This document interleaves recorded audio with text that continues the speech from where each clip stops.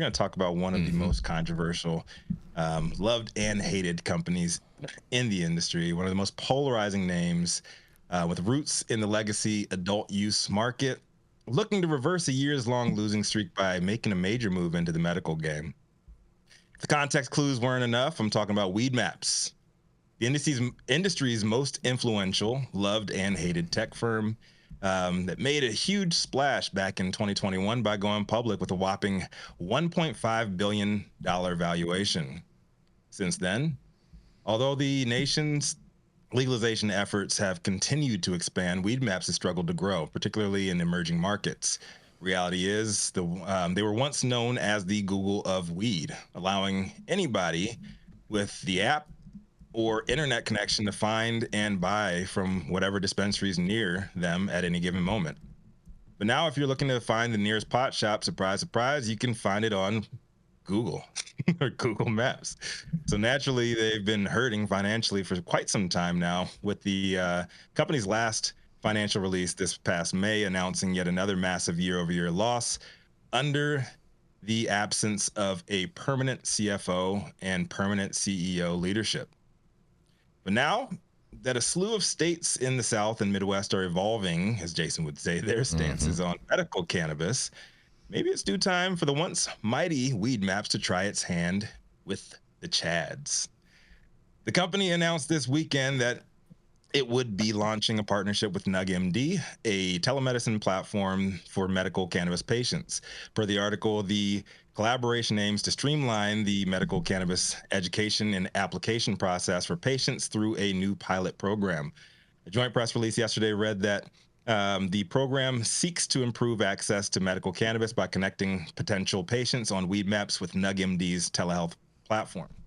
The initial phase is active in Florida, Oklahoma, Pennsylvania, West Virginia, Louisiana, 5 states already served by NuggMD. Jackie Gonzalez Bashera, VP of Revenue at Weedmaps, said that the company is seeing more and more potential patients shopping through Weedmaps and specifically seeking cannabis as an alternative treatment option. And they want to help those customers easily learn about, access, and shop for medical products as safely and conveniently as possible. The association ensures medical cannabis patients have streamlined access to educational resources, NuggMD's telehealth services, and a holistic shopping experience, of course, on Weedmaps.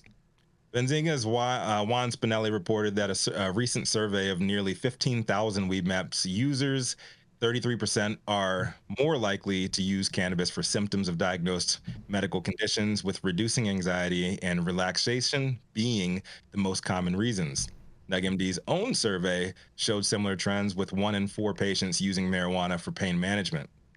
It is important. It's important prospective patients have an accessible, easy to use process when looking to obtain their medical cannabis approval, said Bonnie Goldstein, MD, medical director of Canna Centers and medical advisor to Weedmaps. This partnership aims to demystify the process for first-time patients, helping them understand the myriad of cannabis products available. Millions of Americans use cannabis to make their own lives better, said Charlie Russell, Chief Revenue Officer at NuggMD. This collaboration aligns with NuggMD's mission to help patients overcome barriers to access, supporting pro-cannabis regulation and policy. All right, so users in Florida, Oklahoma, Pennsylvania, West Virginia, and Louisiana can learn more about the pilot program by checking out their website. So you can catch the links on our website, highat9news.com. What I have to say about this, man, is I think it's a smart move by Weedmaps.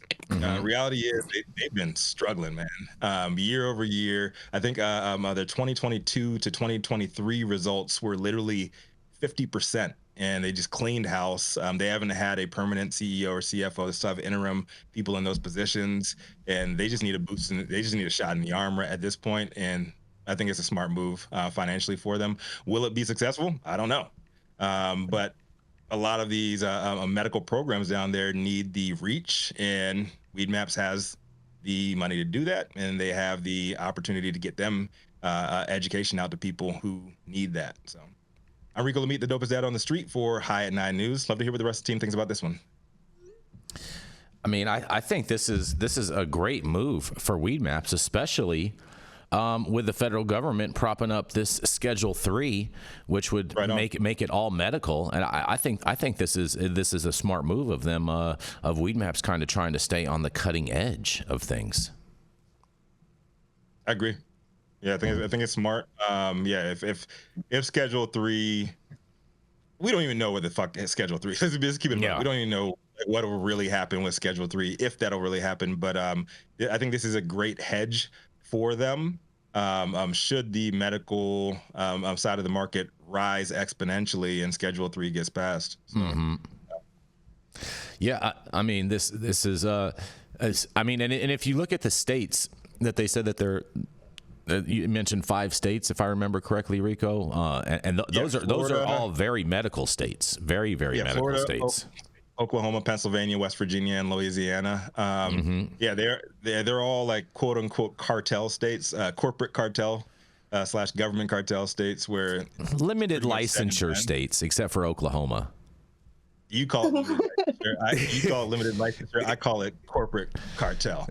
I mean, would you really consider Oklahoma a corporate cartel state, or just a cartel state? Can we meet in the middle and call it monopoly?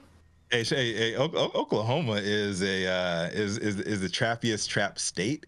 If you can put the trappiness of Oklahoma as a state with the trappiness of New York City.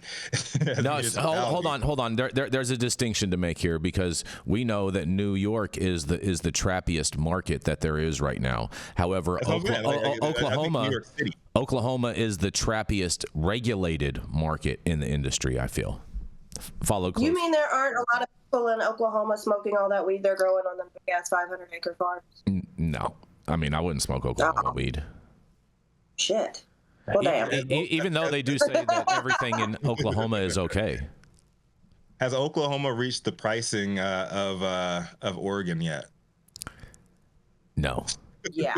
No. They're well on their way. Oh, no, they definitely have. They are the new Oregon, and that's been something for a couple of years. It's been pretty widely known. I think you could call them the Midwest Oregon, the Oregon of the Midwest. Go look and see how much liters cost in Oklahoma right now. I want to know how much you can buy a liter of sweet hot distillate in Tulsa, Oklahoma right now. Sweet hot distillate. Look at that. Sounds like some barbecue sauce. Well, I don't know that I can let this go on much longer without mentioning it. Here in California, every one of my clients complains about Weedmaps and their pricing, that they are way too expensive, and that what they're providing people right now doesn't seem to be worth it. And these are just things that I'm hearing from my clients. I've seen the bills they get. And I have done recommendations. Molly and I did them for years, and we kind of ended up in prison because of that. And I don't want to see recommendation market go into the same sort of a free fall where it costs more money to do this than what it's really worth.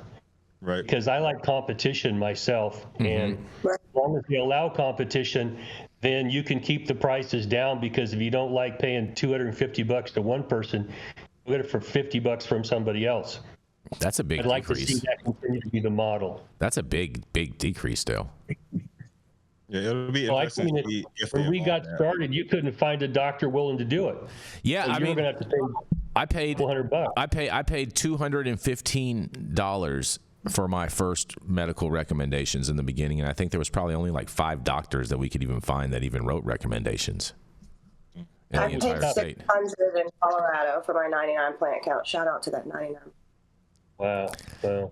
Yeah, and I used to crack up at the doctors that would write that in on people's recommendations, that the legal limits that they can grow over 99 plants. And I'm thinking in my head, like, was one of the biggest scams that the doctors pulled over on everybody, is giving everyone this false sense of security by writing that on their doctor's recommendations. That to me was one of the best hustles from the doctors. In Colorado, it worked in Colorado. And I mean, honestly, it was just a little quick shakedown, and then you could grow your 99, blow your basement out, or what have you, or wherever you're doing that. And, I mean, whatever. When you say shakedown, you mean like they shake the plants and get all the powder mold off of them? I never had. Thank you. I keep a clean cultivation environment. Okay. Wow, Jason. No, I mean, it's like, you know what we were going to do with an extended plant count. So, like, just go ahead and charge us for it.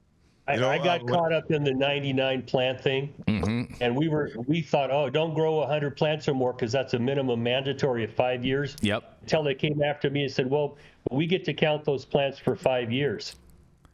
So if you get 100 plants in 5 years, you're going to prison for 5 years. Get out of here, Dale. That's the first time I've heard them do math that way. Oh, fuck. They shoved that right up my ass. We had a meeting with them, and we said, I never grew 100 plants. They go, yeah, but we get to count for 5 years. That's the statute of limitations. And I think everyone kind of walked out of there with, where do these guys get this shit? And I think everyone should understand what the legal definition of a plant is. It doesn't matter how tall or how big the plant is, as long as it has roots. Legally, it is defined as a plant. Yeah. And those are still in the books. And if you get 1,000 plants, then that's 120 months. There was one time, Dale, that I got raided by the DEA, and I had a fucking shit ton of clones, and they had all just been cut maybe like 2 days ago, and none of them had roots. So the DEA had to leave all of them there because none of them had roots. They were pissed about that. Well, I did a class on teaching people how to clone, and I just brought in buckets full of cuttings, and they came in one time and videoed. Heather did it. My daughter Heather did it, and they videoed. They couldn't do much about it because the plants didn't have roots on them. And they didn't like it, but it never even really got introduced in trial because it wasn't a plant. We were counting every damn thing they could find against us, and it wasn't hard to get to 100 plants. They counted them for 3 years. I think they got to 106 or 108 plants, and I got to eat with a spork for 5 years because of that.